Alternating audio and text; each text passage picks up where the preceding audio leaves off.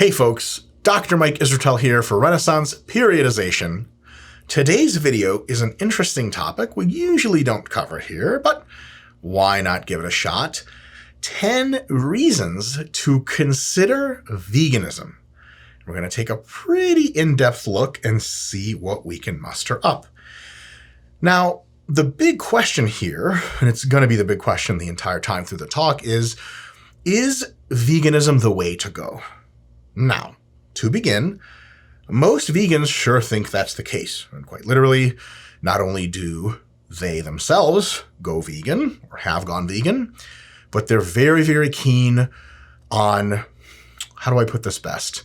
Being interested that other people go vegan too, right? Being very interested. However, unfortunately, many but not all vegans, even in the public space, often struggle to communicate the best advantages of veganism and the best points for veganism. But that's totally understandable because a lot of vegans come from a place of being very, very upset, rightfully so, at animal suffering. And, it's hard to have equanimity in the face of essentially mass slaughter, which is really what industrial farming is. So if you come to veganism because you're really, really upset and emotional about mass slaughter, which you damn well should be, by the way, it can be really hard to shift gears and talk to a person who comes into the discussion either already against veganism to some extent, or just quite neutral. And then, even if they're neutral, a lot of times, accusing people of being, for slaughtering or being a murderer by proxy is kind of like a really sort of not the best way to convince anyone of much of anything. Because usually if your first and maybe even only argument is a grotesque insult, even if that insult carries a lot of veracity to it, a lot of people just turn you away. But there are very, very good reasons to consider being vegan, or at least shifting down that spectrum, and they're worth covering. However, the issue is not super simple. Okay, there are multiple dimensions to consider whether or not, or in what cases or not, veganism is a good idea versus eating meat, versus eating some kinds of meat versus eating other kinds of meat.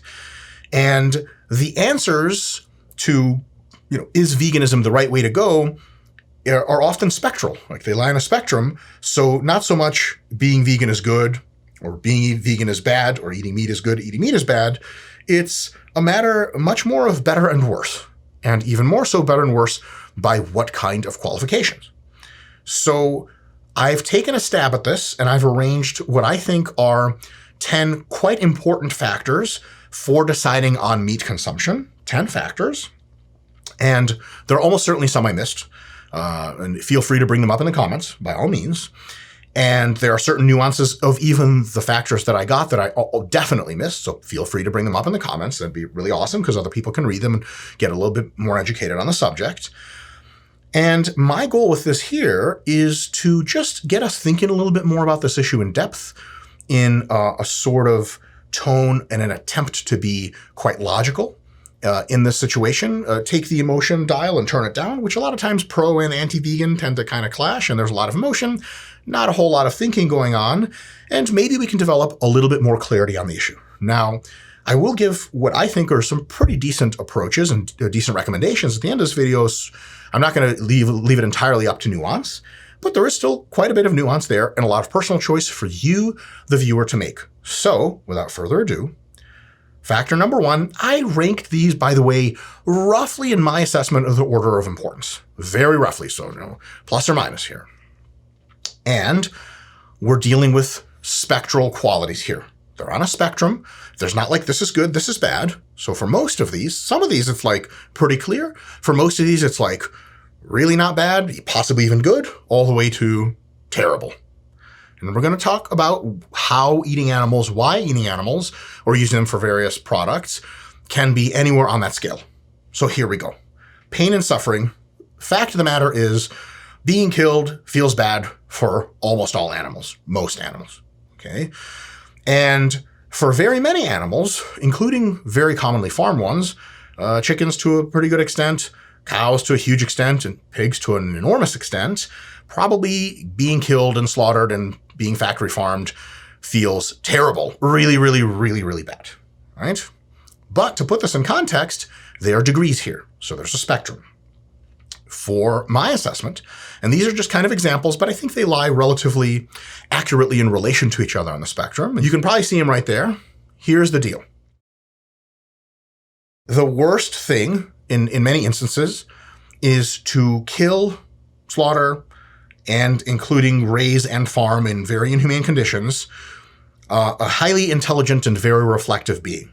Highly intelligent, reflective beings with a huge spectrum of emotion can feel terror and harm in ways that other beings simply cannot, right? The qualitative pain is just higher, okay? The ability to suffer truly and suffer, and there's the Eastern wisdom definition of suffering, not just experiencing pain, but experiencing pain layered into an expectation of not pain and a hope for future not pain, an attachment to past not pain, experiencing all that psychic pain in addition to physical pain. Real bad deal.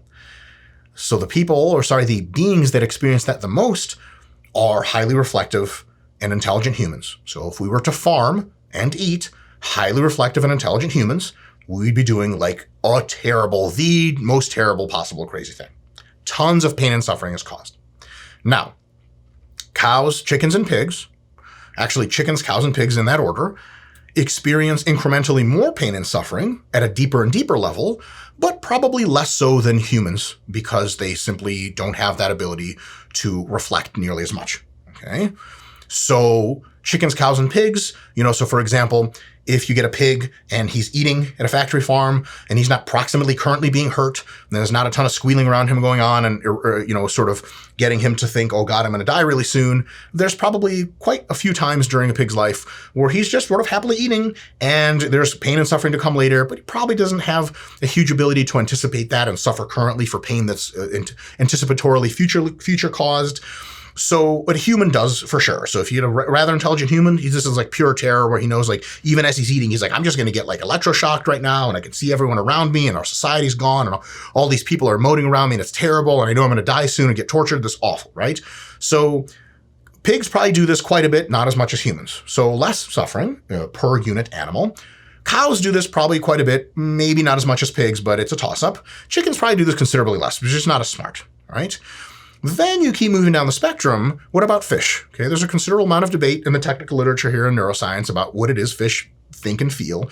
And seemingly something like a consensus is like probably not much at best. Not much at best, at worst. And at best, maybe they don't actually have an emotion, anything analogous to suffering. They're more automaton-like, but maybe not. Maybe they do have some kind of basal emotion, so they have a capability to suffer, though much less than other more advanced species. Moving down to crustaceans and things like crab and shrimp and lobster, it's really a toss-up. They're probably mostly automata-like, where they're kind of more like machines than they are animals. Neural networks are very non-complicated by animal and human standards. So it's a good bet they probably sort of feel in the sense that we feel pain and suffering. Suffering, almost certainly not. They probably have no anticipatory thinking going on whatsoever. And pain, maybe some rudimentary form of it, maybe not even, okay? Insects almost certainly don't feel hardly anything. They're literally like molecular machines scaled up.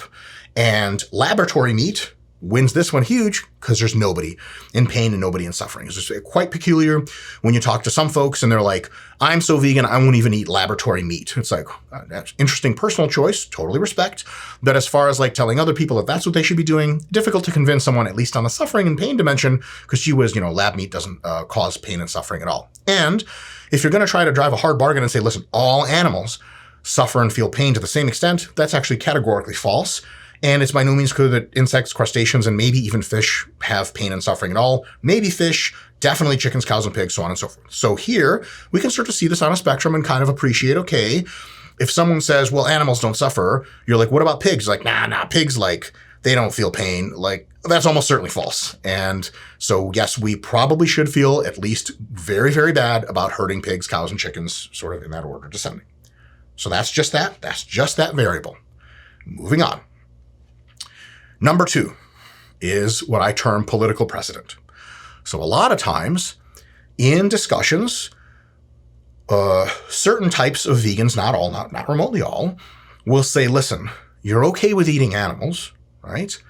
But, if we take an animal of a certain ability, let's say a pig or a cow, and we try to find a human with that same mental ability, right? Because we're saying it's maybe okay to eat animals because they don't suffer as much as humans, and we don't care about them as much for that reason. So like when we're eating pork, we justify it by saying like, whatever, like pigs don't really suffer like we do, which is probably true.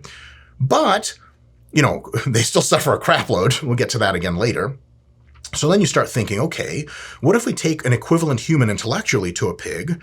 Do we care about them? And if we don't care about them, if it's like intellectual ability and ability to suffer, if we scale a human down, actually find a real human that's roughly the intellectual equivalency of a pig, which you can find with severely mentally disabled folks, then is it okay to eat mentally disabled folks? And here's the deal. There's a profoundly good reason why it's not nearly the same thing and not nearly okay. And here it is. Let's just walk down this crazy hypothetical. Hang in there with me. I promise there's a point. So let's say we sort of fall for that argument, say, you know what, fine, I'm going to be consistent. If I can eat a pig, I think it should be legal for people to eat mentally retarded individuals. Crazy to say that, right? Sounds crazy, sounds as crazy as it is. And we say, okay, mental retardation in the technical literature is a 70 IQ cutoff, okay? And then let's say, find a family, and there's two siblings in the family, brother and sister, brother and brother, and one individual scores an IQ 70, and one scores an IQ 69. Does that mean that the IQ 70 score is like left to be a human being and have civil rights and grow on and be, have a beautiful life, experiencing all the amenities of modern society, and that the sibling that scores a 69 is like legit just pulled away from the screaming, crying family and just slaughtered for food? That's kind of insane, right? Kind of insane. And another example there, and I'll tell you why it's insane in a second. So you think like, well, that's what we do with animals, almost. What about grandma? Like some people, a considerable number of people get into senility in their later years, and their fluid IQ actually goes down. And then like if you don't start so high, then you can actually IQ your way down into below 70. So like if grandma ages into a low IQ, does she just get pulled away from the family, like right from her grandchildren's arms, just slaughtered for food? I mean, that sounds crazy, right? What about this? If you can say, okay, it's crazy, but it's something you can do and it's sustainable. Like we can imagine a psychotic society that does this and say like, that's just about as psychotic as a society that eats pigs and cows and chickens, right? Morally, right? Seems so far. And there's a lot of validity to that. However, it is not sustainable, and here's why. Let's imagine who is it that's doing the IQ assessing? Who is it that's doing the killing? Ostensibly, at least that part, maybe it wouldn't be done by a political party or organization, but it would certainly be regulated at a political level. Now imagine a new political party gets into ascendance. That happens all the time in human history. Political parties change all the time. And now a new party's in charge, and it says, okay, well, like, look, we have this IQ test that if people score below a certain value, we just get to slaughter them for food. Gee whiz, we do have a lot of political opposition and we want to keep getting reelected. Why don't we alter the IQ test even just marginally, if we can get away with it substantially, so that the IQ test turns more into like a political polarity test. It's like, are you pro-gun? You're like, yes. And they're like, you scored 65. You go die now in the, crazy slaughter chambers. And that all of a sudden is a very realistic concern. We know it's a realistic concern because almost every time in history, when you give governments a crap load of power to do crazy things, usually people float up, grab that power, and do the crazy things, right? So if an IQ test becomes a test for essentially political opinion for the opposition, this leads to an insane downward spiral of chaos, which destroys the society. I predict in almost every case. So any sort of edict or way of running a society that's anything but essentially all humans get almost all rights in almost all circumstances. Humans are special. And if you are human, we do not violate your civil rights, short of some very, very intricate things like you're trying to hurt other people, you're unable to care for yourself, blah, blah, blah.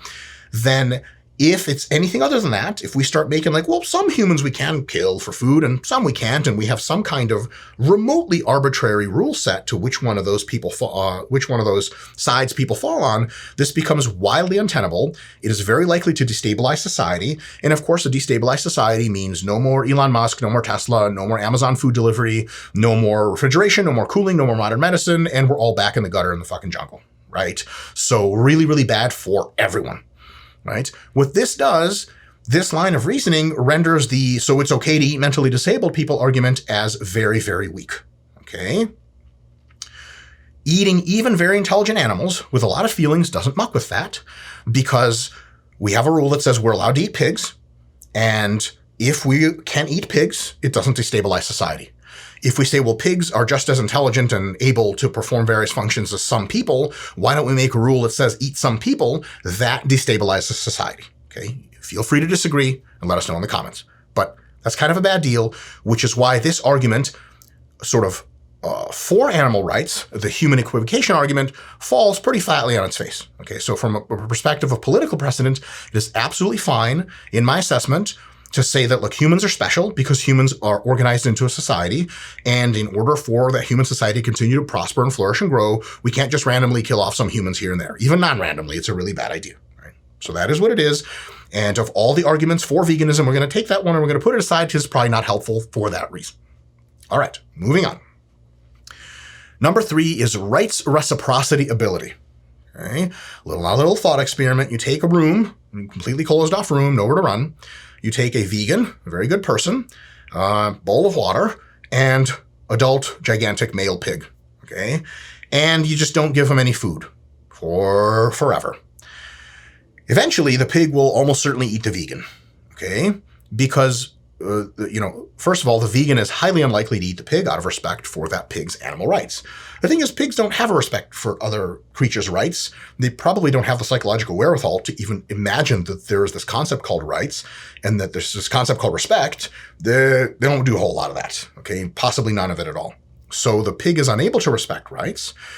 And if animals cannot respect human rights, there is a pretty decent beginning of a moral argument that says, why should humans respect their rights back? Like, if someone just walks into your garage and takes shit out of your garage and uses it their own, if you come into their garage and take their shit, they can't be like, what the hell are you doing? Like, well, I'm doing the same shit you are, right? So because a whole lot of animals simply cannot and will not reciprocate human rights, it's kind of an interesting thing to say, well, they deserve rights. Like, they do, but they don't believe in rights. It's not even a concept they hold, right? Now, again, this isn't either or. This isn't like animals can't respect human rights. There's a spectrum here, so here's the spectrum.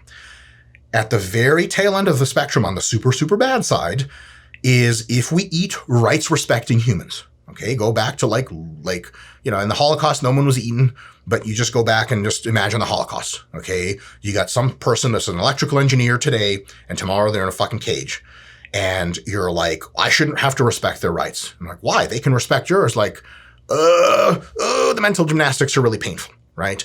So if you were eating, consuming as meat, formally rights-respecting humans, you're doing, from a rights reciprocity ability perspective, a terrible, terrible thing that's very difficult to justify, if not impossible. Okay? You are committing a moral sin.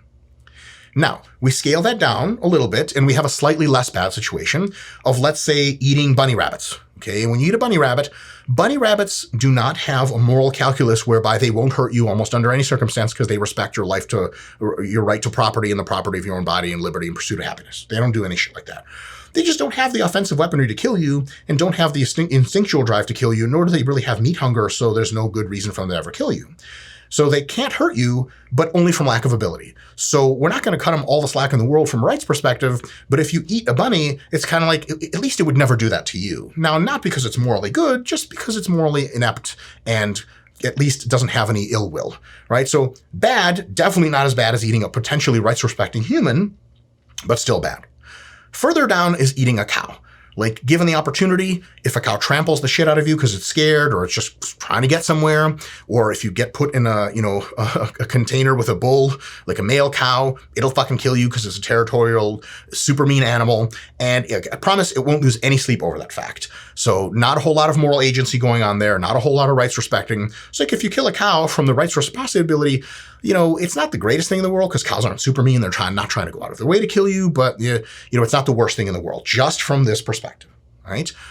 Further down the road is pigs. Cows do not actively consume humans. They might trample you and they're not going to eat you. Pigs will absolutely fucking eat you. Not under most circumstances, but under enough to where you realize pigs really don't give a shit about human rights, right? So why should we? Now, I'm not saying we shouldn't. Just in this dimension of rights reciprocity ability, there is not a good argument to be saving pigs on this alone. And all the way down at the other end of the spectrum are, what is so bad about eating predators? Okay, so if you go down, make it pretty simple, you hunt an alligator, you shoot it with your own gun or kill it with your bare hands, and you make jerky out of it and you eat alligator jerky. And a vegan walks by and they're like, how dare you? you're eating jerky. You're like, what's alligator jerky? And they're like, that animal had rights. Like, you did it though? Like, as soon as it got the opportunity, it would try to kill anyone it knows, including other alligators, by the way, that are smaller, and definitely you. You right there, Mr. Vegan, it would try to eat you. It has no regard for human rights. As a matter of fact, it's a predator. It's an active rights violator to everything it sees around itself. So if you're saying you got to respect the rights of beings that can respect your rights back, the alligator, crocodile, etc., Komodo dragon get none of that. So on the rights reciprocity ability, there's probably essentially nothing evil whatsoever wrong with eating alligators, because they would eat you too in the same situation. You're just acting on their level. Right? So that's what that is. Notice lots of gray area. Number 4, environmental effects. All right. Couple of things, and this is where vegans gain a real big advantage. So it takes, in order to raise livestock, for example, it takes more grain to feed livestock that eventually goes to humans than it would grain if just all humans were vegan.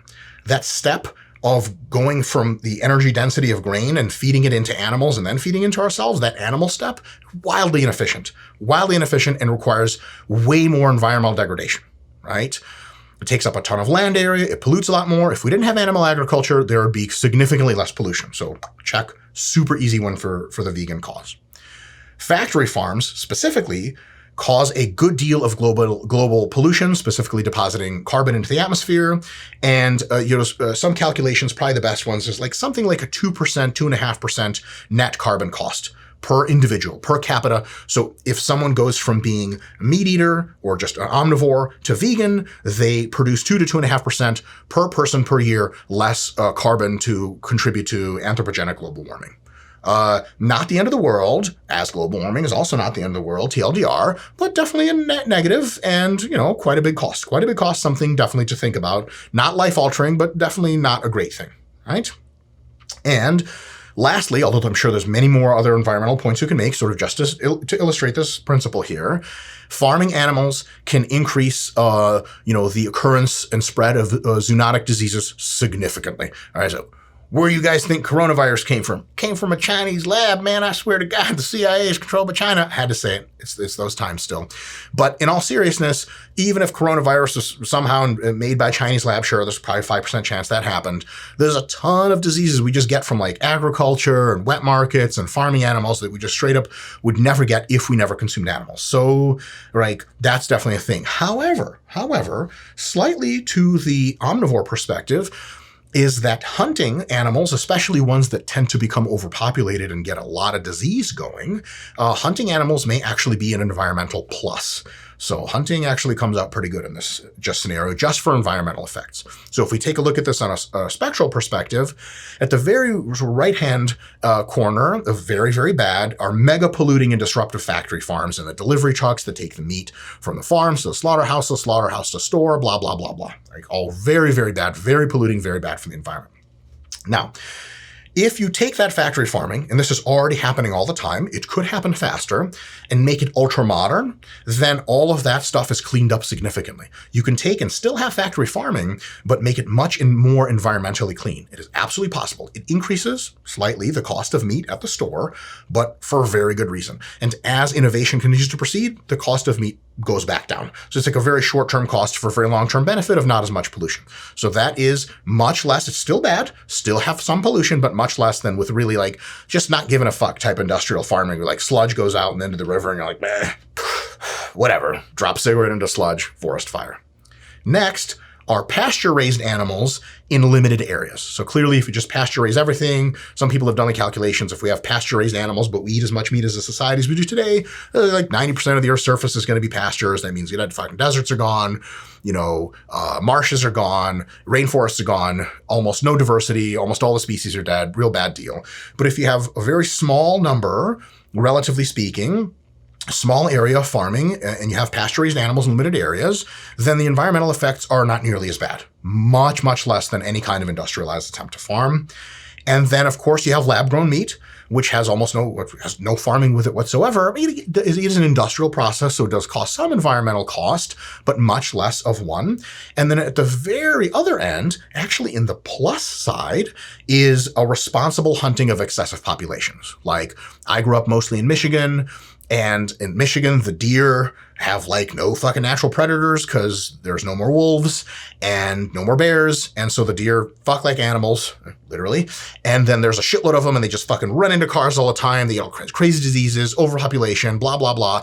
And if you allow for deer hunting, then the deer living in the natural wild, they're evolved to deal with predators. So it's all fair in love and war. And it turns out that that's a net benefit for essentially almost everyone involved, right? Definitely a net benefit for the environment to allow responsible, sustainable hunting. So there's the topography on that. All right. Number 5. This one's kind of really esoteric, so follow along with me, but it must be stated. This spectrum is the life-producing and enhancing potential of an animal we could potentially farm for food. So if you like life better than not life, than death or the absence of life, then you probably want to think a little bit ahead and realize that in order to preserve life, as much of it for as long as possible in universal time, you want life to first of all survive, second of all, and have a really high ability to survive in the future, diversify all kinds of different life. So if really bad shit happens to one way of living, other ways of living can still succeed. Like if fucking meteor toasted the dinosaurs, but small mammals were like, fuck it, we don't need all this fucking sunlight anyway. We can just eat detritus for a while until the shit clears up and then we'll be ourselves, bacteria, et cetera, et cetera. So there's a real good thing for diversity here. And expansion. Expansion from one area to another, like animals that can expand from one area to another are just better for life as a whole than animals that have just one little tiny specific niche and they go 5 feet one way or the other, they fucking die.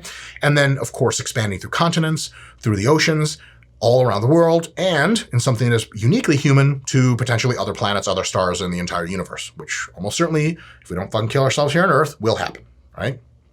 Only humans can do a couple of real cool tricks, which gives them a huge unique advantage to the argue of why it's especially bad to try to farm people.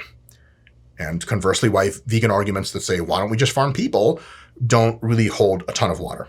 Only humans can prevent Earth-ending comets and asteroids, right? Any kind of animal other than a human, when the comet is coming, its ability to do anything about it is the following. That's it. They look up and go, what the fuck? They might not even look up. Boom. Earth is done. Now, humans can launch thermonuclear warheads, several, 100,000 miles in advance. They blow up right next to the comet and asteroid, pings it just enough off course. We never have to fucking worry about it again, right? Holy crap. Okay, the mere existence of humans combined with thermonuclear weapons, extra atmospheric delivery capacity, and advanced targeting is like the greatest thing that's ever happened to planet Earth as far as the conservation of the biome. Because like asteroids and comets are a big fucking deal. And they're just really not nearly as big of a deal anymore because humans have the potential to detect them and go, fuck that, we're not dying and blow it out of the sky. Big deal for all animals and all life, okay? Next, humans can prevent animals from going extinct that are on the brink of extinction. Like if we just decide, and a lot of times we do this with like a sheer audacity of like what's cuddly and cute, like we decide like, bald eagles, we really like them, they're on our fucking flag or whatever. They're not on the American flag, are they? They're in our American lore. We just don't want them to go extinct.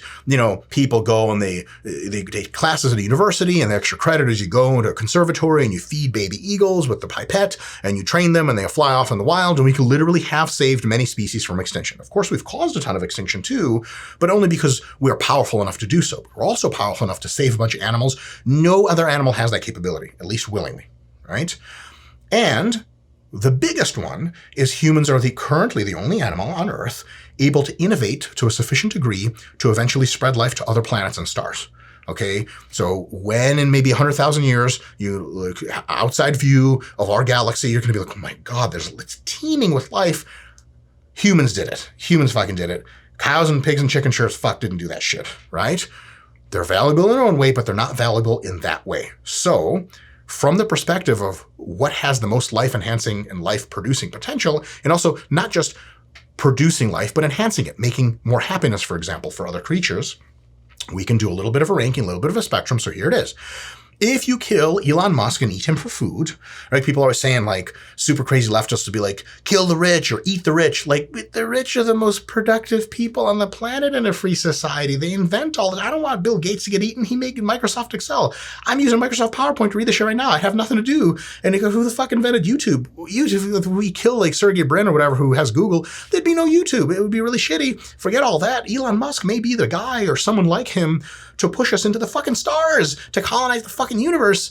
Eating him for food, humongous waste of potential, bad idea for life as a whole, right? Really bad idea. Now, what if you wander along somewhere in some crazy other country and you see someone like killing puppies for food? Terrible thing to think about.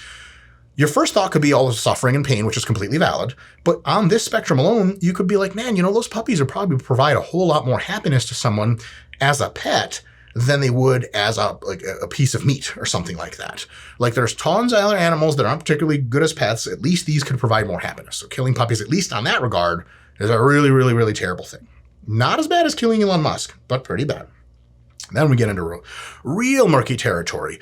Late-term abortion. When you commit late-term abortion, you have a fairly developed fetus, then you're essentially ending a potential human life, and that's, kind of a bad thing. Like, you want to avoid it as much as possible because that person could have been born and then become hyperproductive and help trillions of other people. Like, if Bill Gates was aborted, the human economy would be trillions of dollars more contracted, so we wouldn't have Microsoft Excel and all this other beautiful shit that he made. Shit like that, right?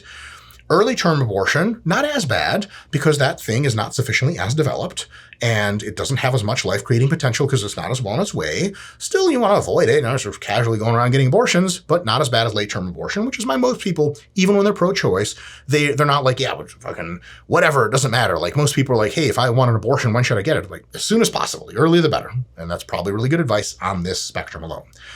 Now, if we go all the way down to the end, we find that if we have a situation in which we're eating insects and crustaceans and maybe most kinds of fish, that actually might make people happier and more productive because they like eating meat products, they like the higher protein diet, and it might actually expand human civilization marginally more, that we reach for the stars sooner and everything's super hunky-dory and everyone's happy ever after sooner and more profoundly. And you certainly can't say that, like, look, if you're eating crickets and someone's like, how dare you? Crickets have such a life-expanding potential. It's like, they do? And are we running out of crickets? Like, are we making crickets extinct by eating them? Hell no. So just on this perspective, if you're eating insects or eating bugs or eating like shrimp and stuff like that, you're not really reducing life-enhancing potential almost any case, especially if they're farmed. Because like if you farm shrimp, it doesn't have dick to do with the free swimming shrimp. They can go on and evolve into other stuff, but farm shrimp kind of just like sort of no upside, no downside in that case. All right. Next, some more meaty philosophical stuff. The spectrum of self-directed freedom. One of the big arguments that you hear from folks that are super pro-animal rights, to their credit, would say things like, well, you wouldn't want to be farmed for food as a human. And that's true. And it's true for many animals. But it's not exactly true that all animals are equal in their desires for freedom and self-direction. For example, here's our spectrum. If you farm for food, humans in their prime, with goals and dreams and desires and years of personal individual freedom as a precedent for what they expect, and you grind them up for food, you're doing a real terrible thing on the self-directed freedom. I mean, you're robbing. This is terrible, right? Next worst thing, just as an example on the spectrum, is if you take like bald eagles, which are condors, like they have an effective range of hundreds of miles. They like to do this shit. They don't like to do anything else. They can fly around real slow and look at stuff. If you take them motherfuckers and put them in tiny little cages, they're going to have a bad time of it. Not human grade suffering bad, because they're not that smart, but bad, okay? And you are really robbing them of a desire to be free. Down a little bit is like lizards and crocodiles. Okay, at least for some of these subspecies, it's pretty clear that if you take a lizard and you feed it enough food and you give it a warm plate to sit on and things around it smell pretty decent compared to what it's used to, it can live in like a 3x3 foot square and not give a flying fuck. It doesn't want to go anywhere. Like that yearning, does a cabin fever that you get? It doesn't get it because there's no analog to that. Like all it needs is basic desires met and it's good to go. It's good to go. Like, us thinking that it wants to roam is like an alien giving you this pseudo environment, this matrix environment where you get to live for like quadrillions of years and you get to have sex with anyone you want and all the riches in the world and you just live for happiness for forever, way longer than you normally would. And the other aliens are looking at that and be like, I can't believe you're fooling that person. Like they want to be out creating algorithms to expand the universe into a hyper intelligent machine. Like, Do they really? Like, most people don't even know what that means. And sure as hell, if you even explain it, they're like, fuck that. I want to live in fucking paradise. These aliens are putting me in paradise. So for like a lot of like sort of more primordial creatures like crocs and lizards and stuff like that, some of them are on that tail end where like if you give them enough food and just let them sit on something warm or like swim around a little bit, they're rocking golden. They have no more going for them. They're not interested anymore and they wouldn't be able to understand what that means. Further down are insects. Like insects, fundamentally, the insect nervous system in many cases is like what you can call an automaton. Like there's no self-reflection, there's no ego, there's no desire, there's really no drive. They're just like input-output machines, like in the very simplest sense of the word.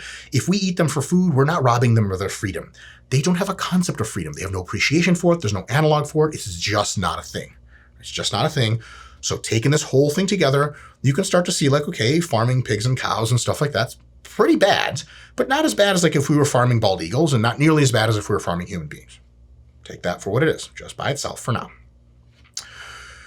Number 7, suffering of bystanders. Okay, it causes a lot of people a ton of psychological pain to know that animals are being killed en masse, right? I mean, it's definitely something to consider if you're compassionate. It should bring you no joy to know that right now there's an industrial grade slaughter of pigs and cows and all these other animals in unreal, insane conditions. It's not hurting you personally, but holy shit, is it fucking evil. That's definitely a thing. And if you're saying, hey, look, you can be vegan if you want, but just let me eat my meat, it's really fucked up because it's like saying like, hey, look, like, you know, like, let me have my own little holocaust of people I hate. Don't you worry. You know, you like people at your own. I'm never going to come after your people. I just want to, you know, have my own people to torture and kill. Like, what? Like, I know you have those people. I stay awake at night thinking about how I can fucking kill you and rescue them. So this is definitely a bad deal. Right? But again, there is also a spectrum here. Let's take example of the spectrum. So the pain of losing a lifetime dearest loved one, even if they clear all the other spectrums, is pretty bad. Okay, really, really bad, about as bad as it gets. Tons of suffering. Because it's not just an animal. Like you think about like how bad do I feel if a pig dies right now? Like, I don't know that pig. It's not a human. But if it's a human and you know who they are and you love them for your whole life and then they die, like farmed for food, holy shit, as bad as it gets. Even if you're not the one that killed them, even if you're not responsible, that's really, really bad. It's not your pain. You're not the one being killed. They are, but just that psychic pain of knowing that that's happening to them, super terrible. Next down the list, as an example, is the pain of having to, eat your pet, right? And, there's examples in the American farming history where like a child will get attached to a pet pig and it sort of doesn't know, maybe age 7 or 8, that pig's going to end up being next year's bacon. And at some point they realize that's the case and like, holy fucking shit. Right? Bacon does not taste the same if it's your friend, the pet pig. Not as bad as if it was like your dad, but like really, really bad still. Really, really bad. Down the list is knowing that factory farm exists and knowing what they do. And amplified, the fact that the scale of the slaughter is so insane as far as numbers of animals. Gee, from an individual emotional perspective, the average person's probably more hurt by eating their own pet pig than conceptualizing that like millions of pigs die a year. So just from a human suffering perspective, I would probably still place the eating of your pet as more insane and more intense. But there's definitely something to be said. Like if you really think it through, and this is where tons of vegans have excellent points. Like a lot of people are not vegan and they know what's going on. They're totally understanding of what it is they're sort of complicit in. But some people just never thought about it. Like you do realize right now, millions of animals are dying for your dumb ass to sit here and be like, I love pork.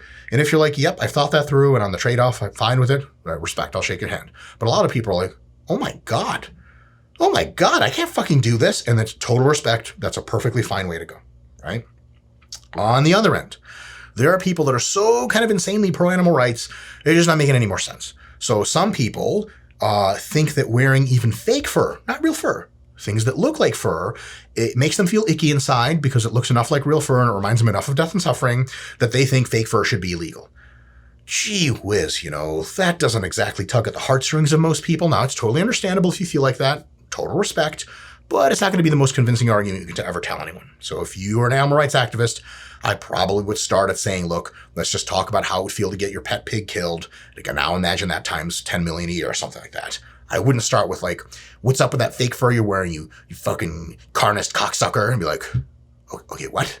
And even it's not real. It's not real. Like, well, it looks like it's real and it's honoring a history of slaughter. You're like, okay, you're really stretching at shit here, right? So that's the spectrum. can be really very nominal, non-suffering, that exaggerated for comedic effect, all the way up to like super, super intense shit. Okay. All right. Next up, number 8. This one's really straightforward. Rarity and conservation. Okay. There's value in not killing off entire species of animals, if for nothing else than scientific purposes of just knowing they exist, studying them, and sort of admiring all the beautiful taxonomy of nature. So on that note, like if you're hunting and eating bald eagles and they're fucking endangered, what the fuck? That's insane. Don't do that, right? If you were really pro-farming, a lot of farming pastures really displace forests and marshes and other sort of ecosystems of wildlife, and they just by proxy kill a fucking shitload of animals, probably leading to a shitload of extinction. Not as bad as just outright going after the endangered species and killing them and eating them, like, you know, what happened with the dodo, essentially, but really, really fucking bad in the grand scheme. And then all the way down to eating farmed insects. Okay, like if we have farms set up to, allow for essentially the manufacture of grasshoppers, and then we eat the grasshoppers or crickets, you know, if you say like, that's fucked up, man, you know, don't you want to conserve crickets? To be like, are we fucking running out of crickets? Are we running out of bugs? Are there not enough crickets in the wild that we're worried about farming them to extinction? Insane. So on that note, eating farm insects looks pretty good, and eating bald eagles looks pretty bad, and everything in between looks somewhere in between. Number 9. Yeah, believe it or not, we're training your nutrition channel. This only gets one slide, is nutrition. To be very particular, infants and young children almost certainly need some animal protein. If it does not come from mother's breast milk, then it probably has to come from usually animal-derived baby formula. So making entire society vegan, difficult, possible with some technological advances, but certainly tough. Certainly tough.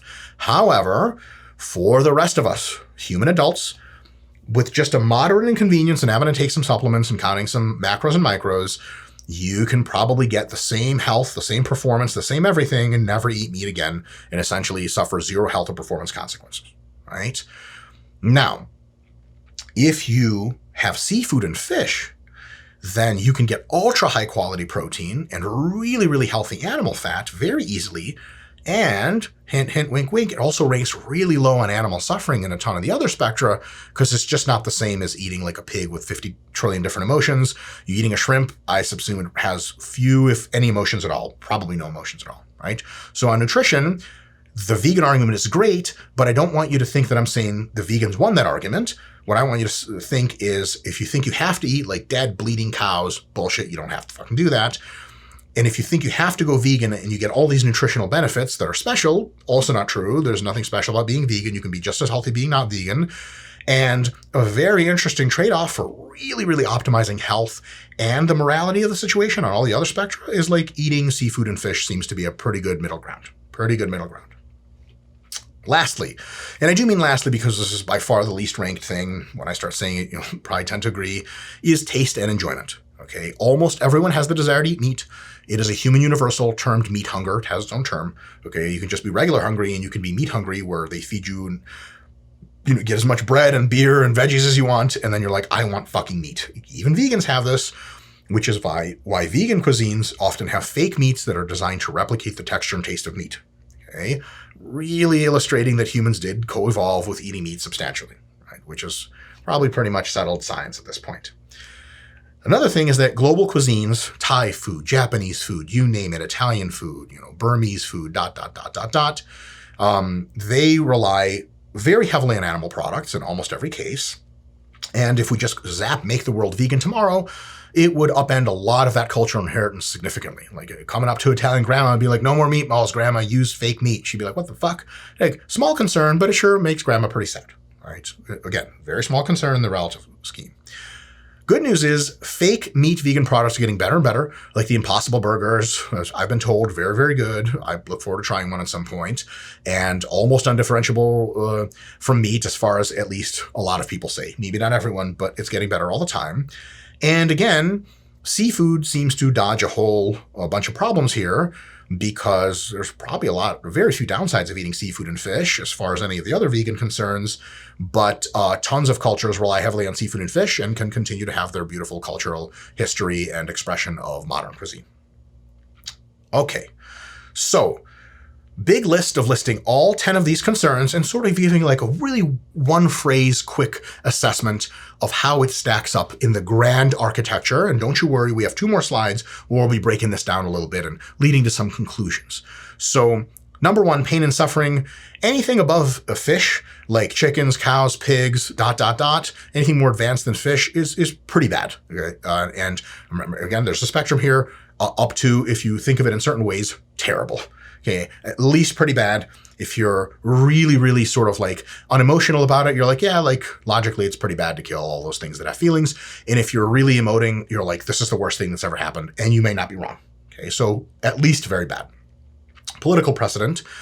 There's no bad political precedent for eating animals. It's only bad if you eat humans. There's a pretty clear line in the sand there. So that is what it is. It just renders the arguments like, what if it was people you're eating, pretty much null and void, because there's not really an effective comparison because animals don't have sort of self-integrated societies. Rights reciprocity. Pretty bad if the animals are cuddly. Like, not terrible, but also like, why are we killing cuddly animals that would never hurt us? Only very, very bad if human. And some other sort of animals that are around humans can be trained relatively well to offer considerable rights reciprocities. For example, dogs. Like, dogs can be trained really well, / are genetically oriented to actually respect a significant amount of human rights. Like, if you have a bulldog, there's a very low chance it's going to be biting or hurting anyone, and it probably would feel really bad if it did that. That comes close to some sort of real deep, maybe not understanding of, but emoting about rights reciprocity, right? A bulldog knows if it steals something and did a bad thing, something like that. So like, if we're eating dogs for food, holy fucking shit, that is especially bad. Probably worse than eating like cows or pigs for food, certainly cows, because they probably don't have that level of deep connection with humans, right? So that is what it is. Number 4, environmental effects. Factory farms are really bad. The rest is probably something like, huge pastures are probably pretty bad, but like hunting and very, very modern industrial farming techniques are probably okay. Probably okay in that respect. Life producing and enhancing potential is only really bad in most cases if we're talking about humans. So another big human-animal split, as there was in the political precedent discussion. Next one is self-directed freedom. If you have an animal that is a large range animal, like it prefers to be free and go around a huge range, if you limit it to a range smaller than that, you're doing a bad thing. And for sure, definitely humans apply to that. But some animals that does not apply to. Right? Some animals are, for the most part, just don't give a shit if they're confined to a relatively small space. Bystander suffering, very easy, bad for vegans for sure, animal rights activists, and just normal people who care, like myself, for example. Rarity and conservation does not apply to almost any farming directly. Like, pigs are not going out of, there's no extinction risk for pigs precisely because we farm them, at least in some respect. Really bad for endangered species. And there's a lot of downstream consequences for mega industrialized farming and pasture that makes a lot of species extinct. So it's actually pretty bad for a lot of shit, right? So directly farming of pigs doesn't cause this. Indirectly, it causes a shitload of it.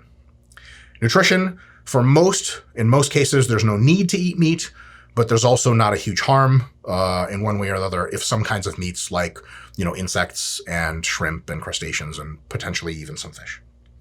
Taste and enjoyment. Meat wins, but not by much. And in 10 or 20 years, a lot of meat-like products, hopefully laboratory-grown meat will be up there anyway. But even if it's not, a lot of meat-like products taste damn close to meat. And this is like number 10, let's be honest, is a fucking frivolous concern. Like, if we're like destroying the lives of, giving birth to and then destroying the lives of like 10 million pigs a year or some shit, well, it's very difficult to justify that just on like, I just like how they taste. Like, alone by itself, good God, that's tough. In concert of all these other things, maybe not as tough, but certainly number 10 is not a standalone argument for eating meat in most cases. All right. So how does all of this add up? Where do we stand? Because we just blabbed philosophical and scientific for a real long time. What the fuck is it that we actually discovered? A couple of things. These are sort of what I extract from it. You may extract very different things, and if you do, please let us know in the comments. And if someone says in the comments something you don't like or you don't disagree with, you want to know more about it, please feel free to at least hopefully politely address their concerns. There's been enough yelling and calling people assholes about this for decades. We could probably do a little better than that. So if you go vegan, you check almost all the boxes or all the boxes in that whole list of 10 things, and that's fucking awesome. And I encourage you to do so.